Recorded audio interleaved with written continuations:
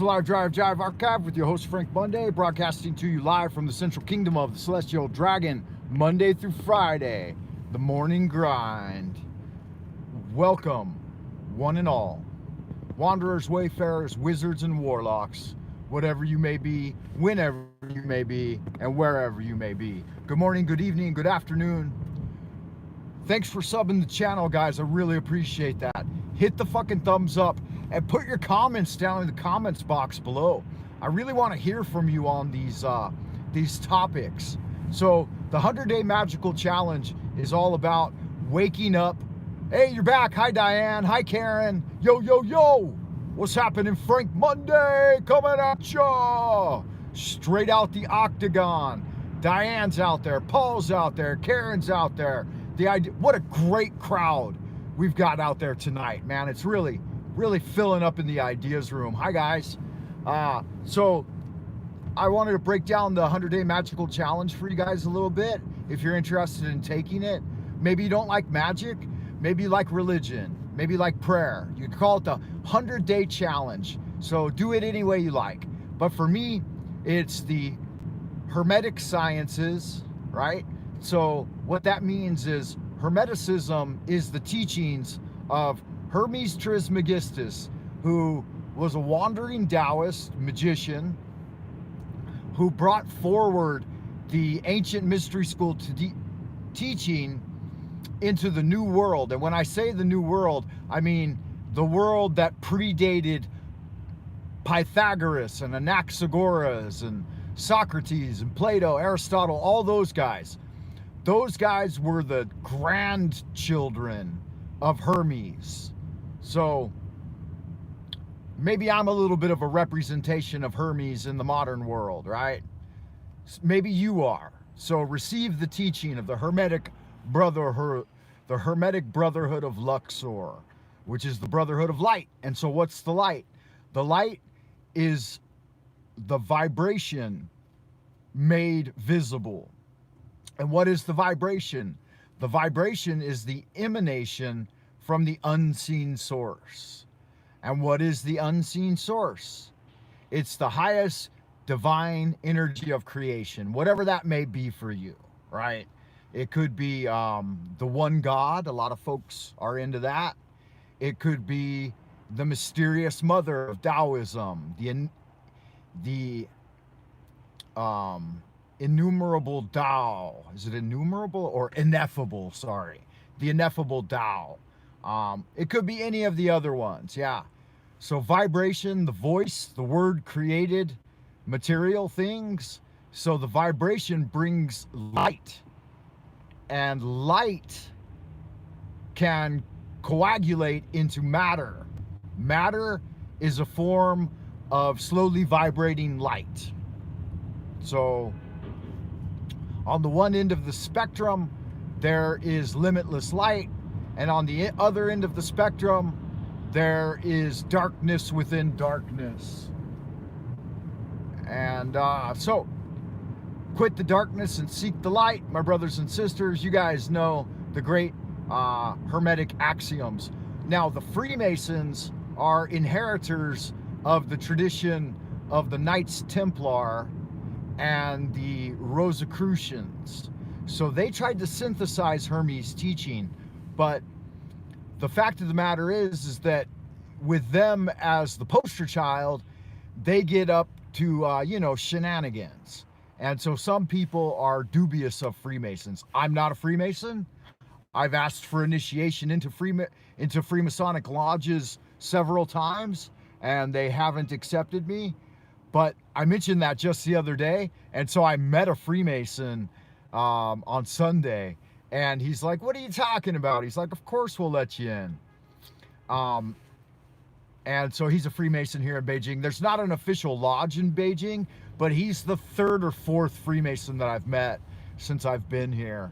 And so who knows? Maybe I've got an initiation into Freemasonry coming in the future. It's a lot of hard work. It's a lot of study and memorization. And then you get together when you have a lodge meeting and put on the trape scenes and just go through the rituals. The rituals help awaken you to higher truths. So Collectively, maybe the Freemasons have gotten up to shenanigans. I don't know. A lot of people say they're Illuminati. Nah, I don't know about that either. The only way to figure it out is to get in there, right, at the ground level and work your way to the top, and then figure out if they're really up to bad stuff. And if they are, then you fight like a demon and overcome them, right? Fight like a warrior of the light. Anyway, so that's fun stuff that may be in the future. But I am a member of the Temple of Astarte, and the magical journey means this. You wake up to the great deceptions being perpetrated against man by the dark celestials. Now, maybe the dark celestials have infiltrated the Masons, right? Maybe the Masons were started, maybe the Masonic Order was started by the dark celestials. I don't know. I haven't gone through it, like I said, right? And so until I do, I can't report on that. In many traditions, they swear you to silence, right? And then that means they're probably going to get up to no good. The oath of silence, though, has more to do with protecting the uninitiated than it does with hiding things.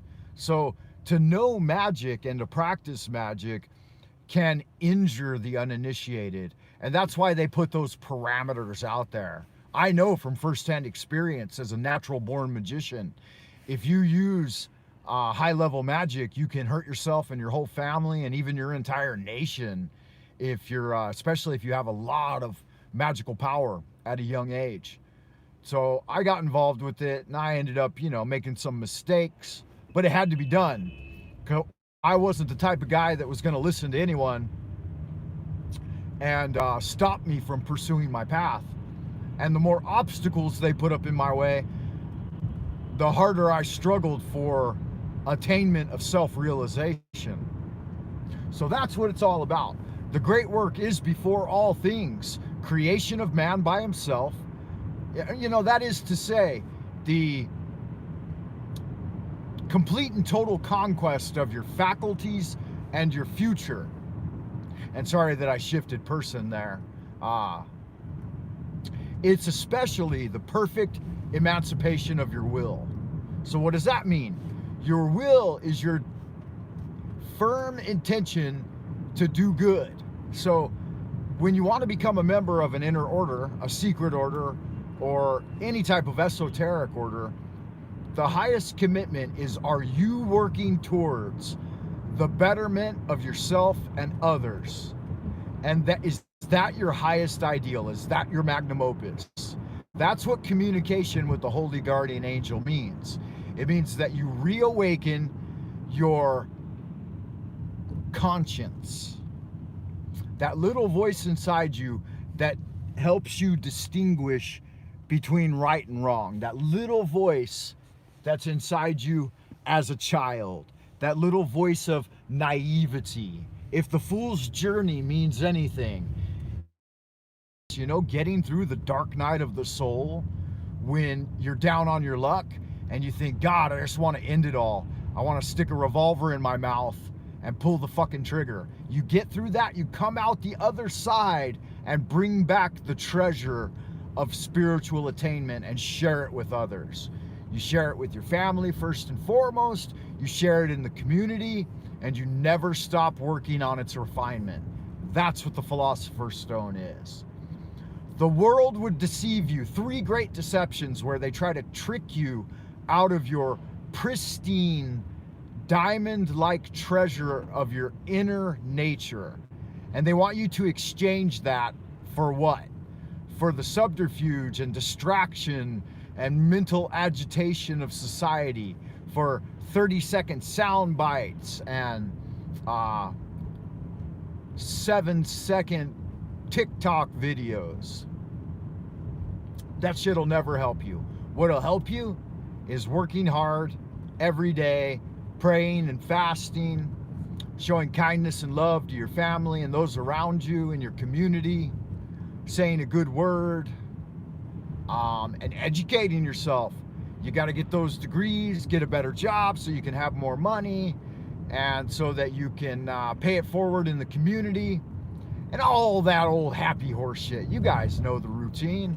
It's all about goodness and community and strength and overcoming the barriers and obstacles set before us. It's about, maybe for some of you, it's about educating people about the jab. That obviously it's a failure, it's a scam, the mystery boogeyman. It's just, the whole fucking thing is falling apart. They know that. The whole thing was rolled out there to distract you from Epstein and Maxwell. Because what were Epstein and Maxwell up to? They were up to no good, and they were working with the Clintons and the Gates and the Cooks and the Morgan Stanleys and Goldman Sachs and Rothschilds and Soros and all those fucking happy fucking goddamn cocksuckers. A burlap sack full of moldy cock tips is what those guys are. And they don't want you focused on them, trying to take them down. They want you civil warring among yourselves, right? Another false dichotomy, the clean versus the unclean. Yeah, riot over black lives, when it's got nothing to do with any of that. All of you know that. And if you don't know that, you should wake up. Wake yourself up. Take off 3 days and do a 3-day fast where you just drink some mild herbal tea and sleep a lot. Go 3 days without food. Every time you wake up hungry, quaff down some water and then finish it off with a nice herbal tea and then fucking go back to sleep. Or get up and do some yoga or kung fu or whatever you like to do. You can even do some gentle housework and so on and so forth. That's not medical advice. That's a fucking commandment issued to you on the Magical Challenge. Don't do it until the second trimester, though. In our first trimester, all we do, first 33 days of the 100-day Magical Challenge, all you do is establish the foundation of love. Love yourself first and foremost. Every day, jump up with the heart symbol and say, hey, body, mind, and spirit, I love you. I'm back in the temple. I'm the master of the temple. I'm here to take care of you. I'm gonna brush your teeth and comb your hair, take a shower, find you something good to eat, and I'm gonna pray. I'm gonna pray daily to whatever god or goddess you choose. There are no limitations in the 100-day Magical Challenge. Other than Satan and Lucifer, you shouldn't pray to those. Those are too advanced for most folks. And they're troublemakers, right? Stay the fuck out of the demons. Everyone's, oh, demons are so popular these days. Let's do Solomonic Magic. Yeah, you fucking do that and you'll wind up in unleashing a shitstorm the likes of which you've never seen before. And you'll just hurt yourself. So, beloved family member that's passed into the unseen sphere, pray to them. Pray to God. So the first 33 days is all about prayer and invocation. After the first couple of weeks of just praying and asking, for forgiveness, for, being negligent or whatever, or if you haven't done anything, then don't ask for forgiveness. Give praise, right? Then you start in on the invocations. This is where Volantia begins. Volantia is the E, or intention. Write down, take out a scrap of paper, at the top of it, Aladdin's wish list. Aladdin's lamp magical wish list. 3 items. Get them on there.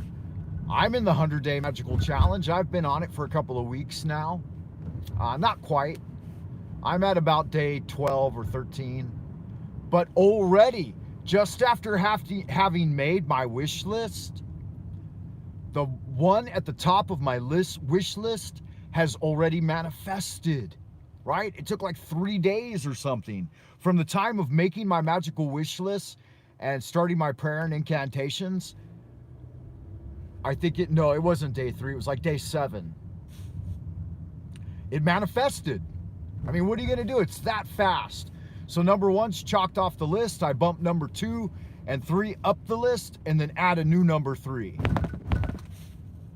So that's the way it works, man. Magic is powerful. And especially like me, you've been practicing for 30 years. But I'm going to bring you guys along on the journey. The 100-day Magical Challenge. Get on board. Like and subscribe. Tell your friends. Be like, oh my God, this Friday guy, he knows the secret and he's teaching it openly in front of God and his angels with no remorse or shame. All right, I've arrived at the yard, y'all, and I got 10 minutes. Nice. So I can chill with you guys and look at the chat and have a good old fun time. Who's out there in Happy Land? Let me see the yo's. And later after the video, guys, I'd appreciate it if you'd hit the like button and comment down below. Tell me where you're from, because sometimes I forget. Like, I think I know that, I don't know shit. I don't think I know anything. What I do know is that I do not know, as Socrates said. All right, Paul's out there. I do believe Paul's in Birmingham, England, if I can recall correctly. Hi, Paul. Good morning. Michael Bobus is out there. He's in Canada. What up, Canadian? You're a Canookian.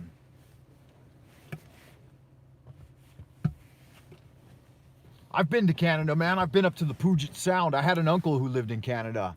He used to hunt Sasquatch. He didn't kill him. He just hunted them to look at them. Karen's out there. Karen's in Sacramento. Yeah, she knows me from Dark Journalists. Two little fish. Little fish? I don't know where you and your daughter are. I have forgotten. It seems like you might be in England, though. Diana's out there. I think Diana's in Indiana.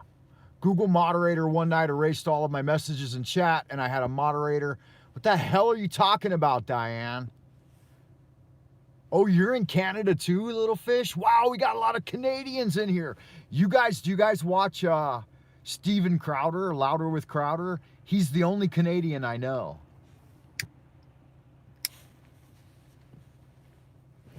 He's a Canadian become American. Biscuits and tea, huh? East Coast Canada. Wow, you're way out there in no man's land. You must speak French too then. Queen of the Canucks. She's a Canookian. Oh yeah, your old man watches Crowder? Nice. Yeah, Crowder's funny. I can't handle too much of him though, because a lot of times he's just totally full of shit. And he's a little bit profane with topics that I think shouldn't be handled that way sometimes. But, you know, that's kind of his gig.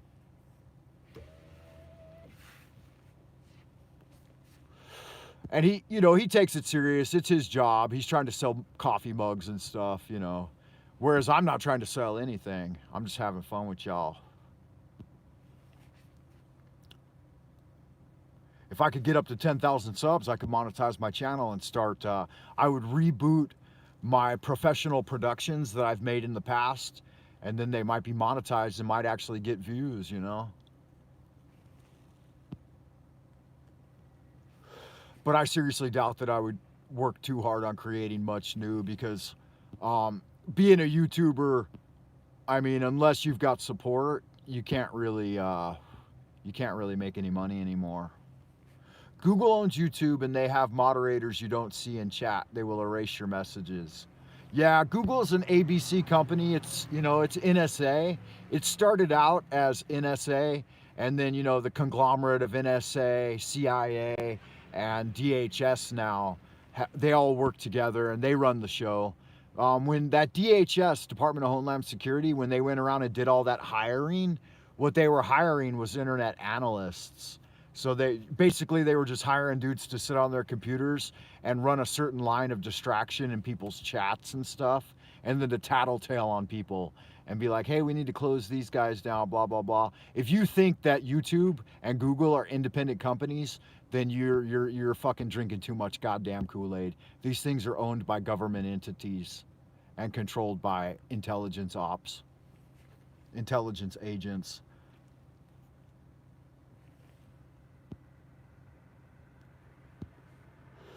Good deal, yeah. Two Little Fish is the in-house astrologer. If you guys are interested in astrology, or you need a life reading or some advice, you could seek her out. I don't know how much she charges, but I would imagine, like, I don't know, maybe if you sent her $50 US, That might be enough to get like a 30-minute reading. That's what you're probably worth, at least that, if not more. I would estimate your value to little fish as an astrologer to be pretty high. I would say $50 a session for a 25 to 30-minute session, and then $200 for a full hour. That's what I would estimate you to, that's what you should charge.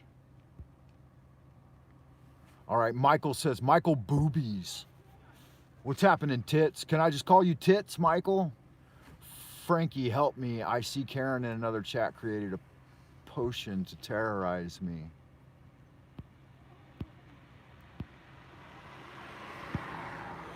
Oh, Mikey, are you and Karen friends? Okay, cool. Yeah, I saw you guys poking at each other a little bit. No, I know you don't need money, little fish, but people will not value your work unless they pay you. Fiat currency means nothing. Learning is wealth. I agree with you. I agree with you, little fish, but like I said, people don't learn unless they pay for it. Like I did, I've told you guys about, I did a free swing dance class, and all kinds of like terrorists and misanthropes would show up in my class and cause trouble. And as soon as I started charging $50 or 50 RMB, which is less than, it's about $7 US. As soon as I started charging 50 kwai per session, it was only good, genuine beginners who wanted to learn. Yeah, that's good, little fish. Sometimes.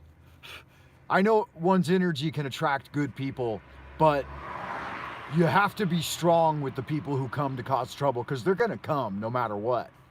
The universe always sends obstacles into your path in order to make you stronger.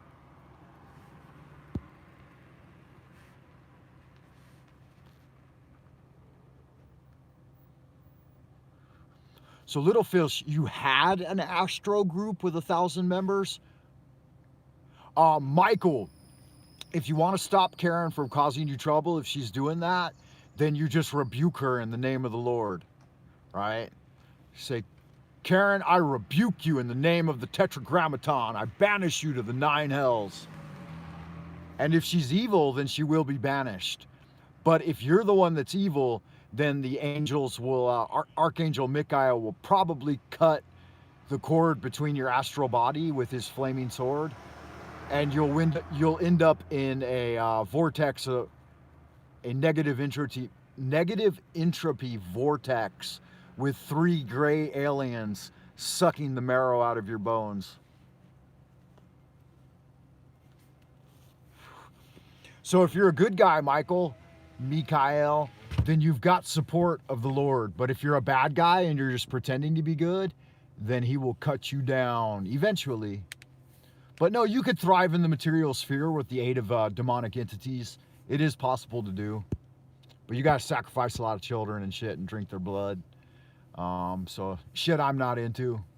By the way, there is a moon phase astro cycle women do not know about.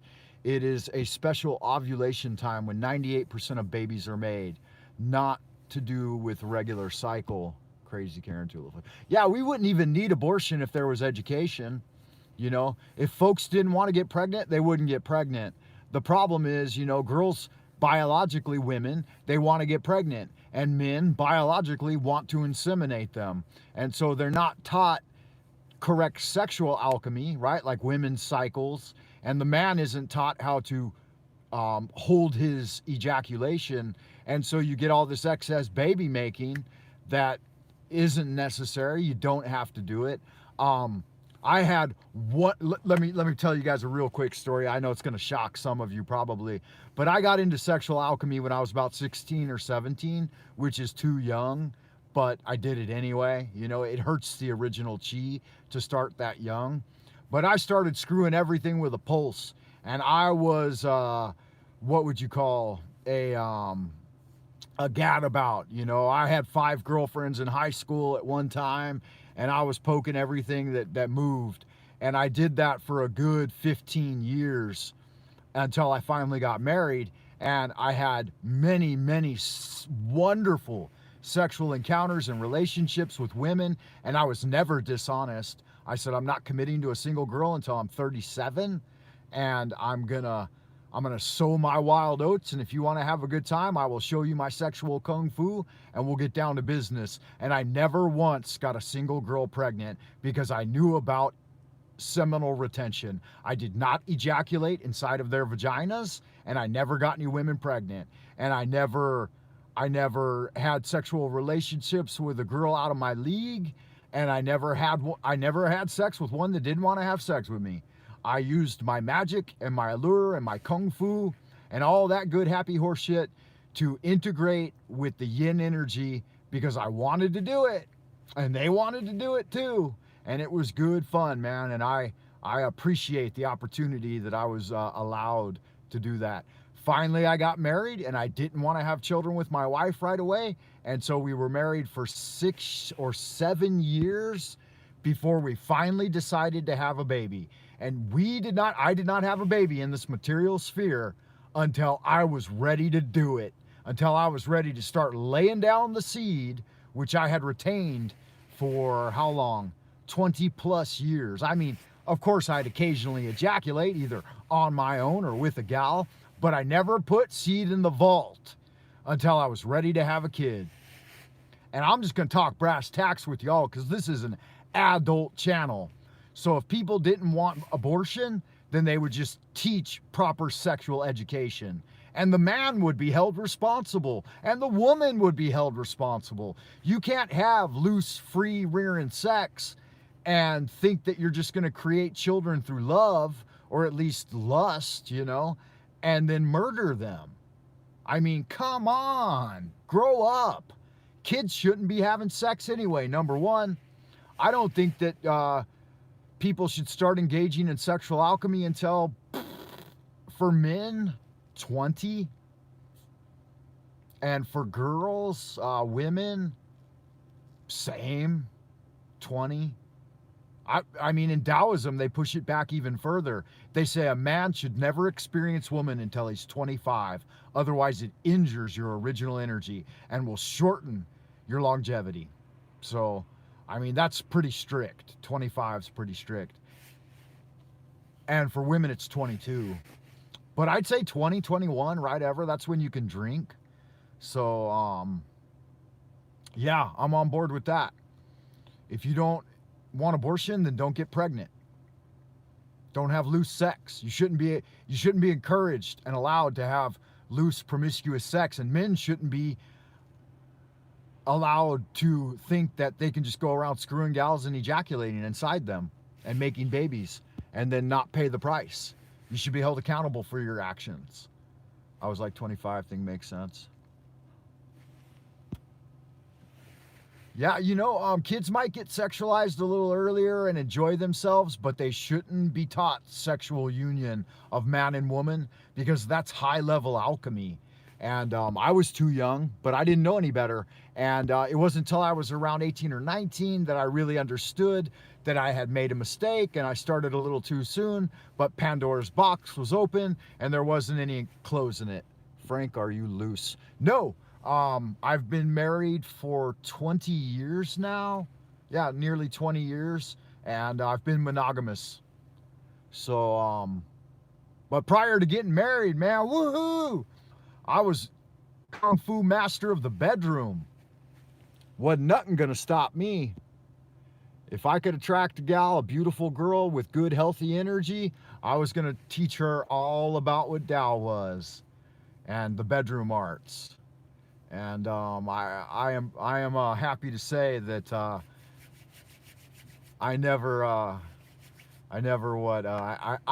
failed to satisfy. I never disappointed a gal. Never.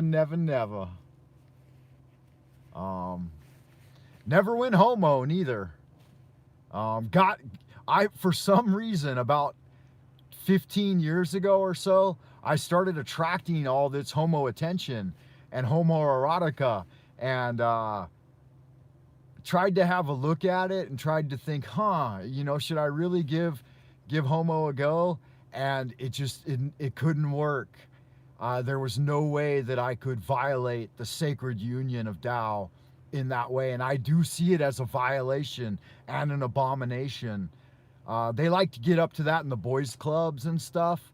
And I couldn't be led down that path, man. And that blocked a lot of opportunities for me because they really want you to fag out, and then get you on camera and have that to use against you as a spiritual thing. Yeah, no homo, no go. I just couldn't even, I seriously gave it an intellectual try. Just like I tried the flat earth paradigm. I was reading Anton, and in that he says that you should give all paradigms, all mental aberrations and tunnel realities, you should give them all a fair shake. But I disagree with him there. I think there are dark, insidious paths that should never even be contemplated, like suicide, pedophilia, murder. I mean, the homos, they brought out the rainbow and they're like, oh yeah, it should be given a fair shake. And I don't know. I mean, I was 33 or 34 when I thought, okay, yeah, maybe I'll give them a fair shake. But I mean, you do your thing, I'll show tolerance towards it, but it should never be promoted in the popular culture. It should never be encouraged among children. In fact, sexuality of any kind should not be encouraged among children. They should be protected from sex and drugs and pedophilia and all those things. Children should be able to maintain their naivety, store bank of experience and understanding, and then they start to make their own choices. Yeah, Mike, we'll not discuss the numbers. Needless to say, I'm triple digits. No homo, no go. Cherry Marines, that is why they're called. How many pan? Okay, I like boys in kindergarten. In second grade, I pushed a boy down and kissed him. Nice, Diane. Yeah, mine was kindergarten. Kindergarten. My first love was in kindergarten. I even remember her name. I'm not going to tell you her name though, because you might rat me out to my wife. The mafia didn't disappear. They infiltrated armed forces and politics. Yeah, I can agree with that. Y'all good looking sexy people out in Happy Land. I got to go have my breakfast. I love you. Thanks for tuning in. Please hit the thumbs up. Please add comments to the comments section because they say that helps the algorithm. I mean, I don't know if it does or not, but I would like my channel to get more eyes as I progress and evolve my idea of the three great deceptions, the three great powers, and the three great regulations. So I got, the rule of threes. And I want to make my idea simple and original and put it into a book in PDA form so that it can benefit people of a low level, like initiation level, into the realm of magic. And I'm working on it. It takes time, I'm not going to rush it. One of my Chinese teacher, my flute teacher, he told me, he said, if you want to be successful in this, realize that you're going to be doing it for the rest of your life, playing flute. And don't y'all be using no dirty mind.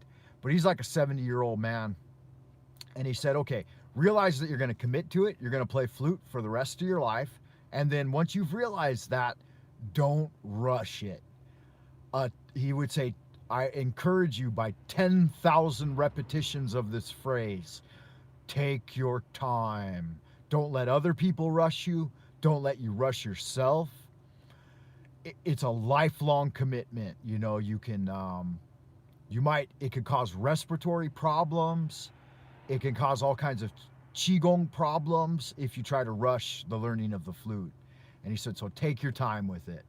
And when he said that, and it finally clicked in me, I realized that there are only going to be a handful of things that I perfect in my life.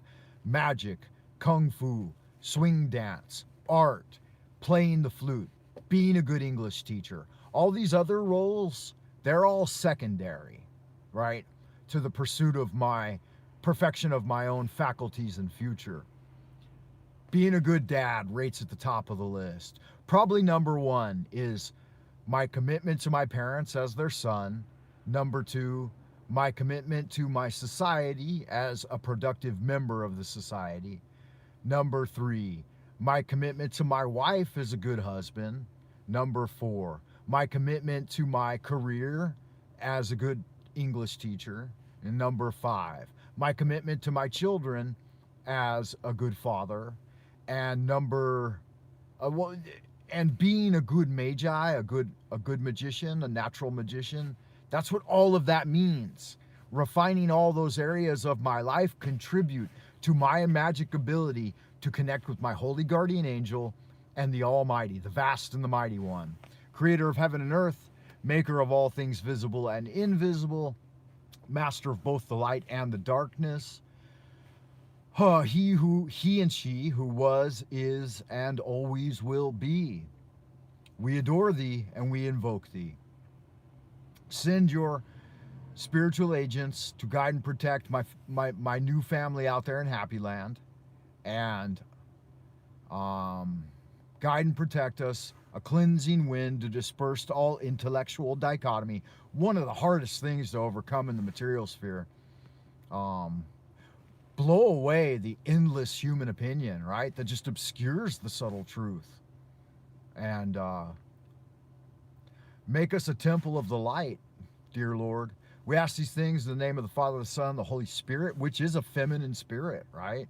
It's Jesus Christo and his beautiful wife, Mary Magdalene, high priestess of the inner order, the esoteric order of Dagon. Cthulhu has risen, you all. Cthulhu has risen. Praise the Mother Hydra. Praise the Father Dagon. Aftulam Githagin.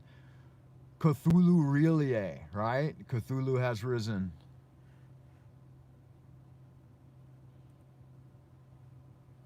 Michael, you sound like you might be a troublemaker, bro. Y'all good looking, sexy people out in Happy Land, stay well. As above, so below. I'll see you in the abodes of the future.